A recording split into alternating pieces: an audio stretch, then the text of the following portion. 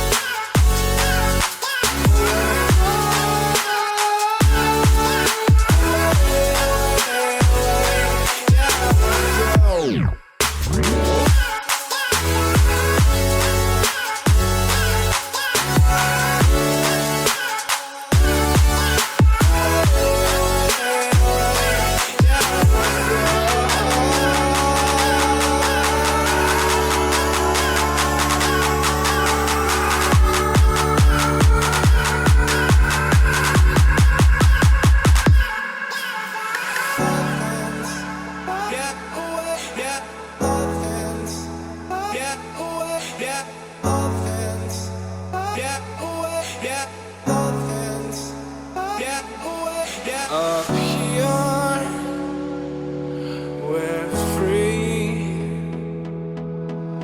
bound only by frozen memories. Lost in time,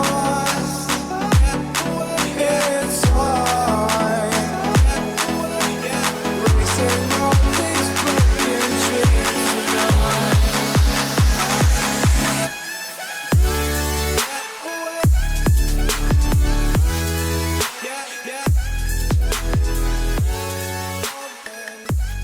Passons aux choses sérieuses, nous sommes sur un format grande tour fait en acier et PVC de couleur blanche et les dimensions sont de 241 mm par 650 par 612 mm pour un total de 14,78 kg et un volume de 93,5 litres. Quelques caractéristiques maintenant au niveau de la façade du boîtier. Sur la partie supérieure plus précisément, comme vous avez pu le constater, nous retrouvons l'emplacement de 2 USB 3.0 ainsi que 4 USB 2.0 et 2 jack audio pour le casque et le micro, ainsi qu'un lecteur de carte SD que nous verrons par la suite. Et notez également la présence de boutons permettant de réguler la vitesse de rotation des ventilateurs sur le dessus. Notons aussi la présence d'un ventilateur de 200 mm à l'arrière de la façade supérieure. Petit focus sur le panneau latéral avec un autre ventilateur de 200 mm fourni. Allez, je vous présente l'intérieur du boîtier avec la possibilité d'y fixer plusieurs cartes mères au format différent, à savoir SSI EEB, SSI CEB, XL-ATX, EATX, ATX et Micro ATX. Nous retrouvons ici un filtre anti-poussière et la possibilité d'y fixer des ventilateurs. Alors en ce qui concerne l'emplacement supplémentaire des ventilateurs, nous avons 1 x 200 mm ou alors 240 mm ou alors 3 x 120 mm sur la partie supérieure. En ce qui concerne la partie inférieure, 2 x 120 ou 140 mm, là où se trouvent justement les filtres que je viens tirer et pousser devant vous. Et également la possibilité d'y rajouter 1 x 120 mm ou 1 x 140 mm au niveau de la cage des disques durs. Parlons maintenant des différents emplacements. Nous avons 6 baies au format 3 pouces et demi au maximum, ainsi que 6 baies au format 2 pouces et demi au maximum via les emplacements justement 3 pouces et demi. Et au niveau des lecteurs optiques, nous avons un total de 4 baies au format 5 pouces 25. Voilà, je vous fais un petit focus particulier à l'endroit où l'on peut y insérer un ventilateur orientable au format 120 mm ou 140 mm. Au niveau de l'accessibilité des disques durs, nous sommes sur la même accessibilité que sur la tour NZXT Phantom 630 que j'ai pu vous présenter il y a quelques semaines. Hormis un petit détail qui vient faire toute la différence, c'est cette baie tout simplement que l'on peut retirer avec deux emplacements pour disque dur au format 3 pouces et demi, voire 2 pouces et demi, suivant si vous allez mettre tout simplement un SSD ou un HDD classique. Donc comme vous pouvez le constater, vous voyez, il est monté. C'est comme un rack, il suffit tout simplement de tirer sur les deux petites lamelles qui sortent pour pouvoir l'extraire et ensuite le refixer et ça se clipse, voilà, tout seul. Passons maintenant à la face arrière du boîtier avec un autre ventilateur de fourni ici présent de 140 mm et un total de 9 ports d'extension. Ici même vous pouvez voir les petites grilles noires recouvrant les slots.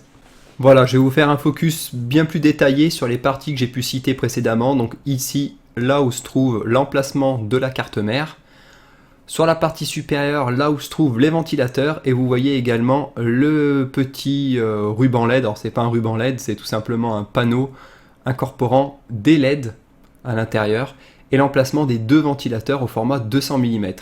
Ici vous pouvez apercevoir en détail les baies d'extension au format 5 pouces 25 pour les lecteurs optiques, l'endroit où se place le ventilateur orientable ici présent, et on voit tous les disques durs sur la tranche, donc pour un total, comme je vous ai dit, de 6 au maximum.